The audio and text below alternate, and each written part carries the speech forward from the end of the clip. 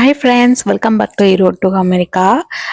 இன்னைக்கு நம்ம என்ன பார்க்க போறோம்னா, ட்ரை ஃப்ரூட்ஸ் வந்து எப்படி பசங்களுக்கு கொடுக்கலாம் அப்படிங்கிறத பார்க்க போகிறோம். இதுக்கு நான் வால்நட்டு, பாதாம், பிஸ்தா, அப்புறம் peanut, sunflower seeds, flax seeds, முந்திரி, இது எல்லாமே எடுத்திருக்கேன். இது கொஞ்சம் உப்பு இப்படி தண்ணியில் கரைச்சிட்டு எல்லாத்துலேயும் கொஞ்சம் கொஞ்சமாக கலந்து மிக்ஸ் பண்ணி நான் வந்து ஏர் ஃப்ரையரில் வைக்க போகிறேன்.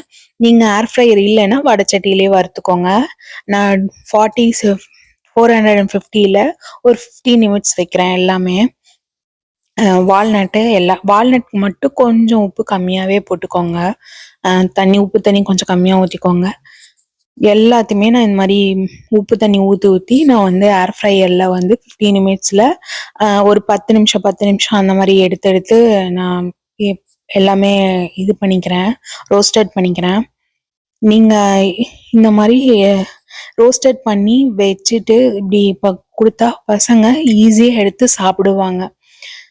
இந்த மாதிரி நான் எல்லாமே ரோஸ்டட் பண்ணிட்டு இதுக்கு ஒரு மசாலா கொடுத்தா இன்னும் நல்லா சாப்பிடுவாங்க. அதுக்கு நான் ஆலிவ் ஆயில் கொஞ்சம் விட்டுட்டு மிளகாத்தூள் கொஞ்சம் பெப்பர், அவ்வளோதான். இதை நல்லா இதில் வந்து அந்த கிரேப்ஸு அதை போட்டு ட்ரை கிரேப்ஸ்லாம் போட்டு எல்லா ட்ரை ஃப்ரூட்ஸையும் இதில் ஆட் பண்ணிக்கலாம். இந்த மாதிரி கொடுக்கும்போது அவங்க வந்து ரோஸ்டட் பண்ணதை மட்டும் இல்லாமல் கொஞ்சம் மசாலாவோட இருந்தால் கொஞ்சம் டெய்லியுமே சாப்பிடுவாங்க. இல்லைன்னா டெய்லியும் சாப்பிட்றது கொஞ்சம் கஷ்டமாக இருக்கும். இந்த மாதிரி ஒரு ஏர்டைட்டான ஒரு பாக்ஸில் போட்டு வச்சிட்டிங்கன்னா அவங்க கேட்டு சாப்பிடுவாங்க. மறக்காமல் என் சேனலை சப்ஸ்கிரைப் பண்ணுங்கள், ஷேர் பண்ணுங்கள். Happy life.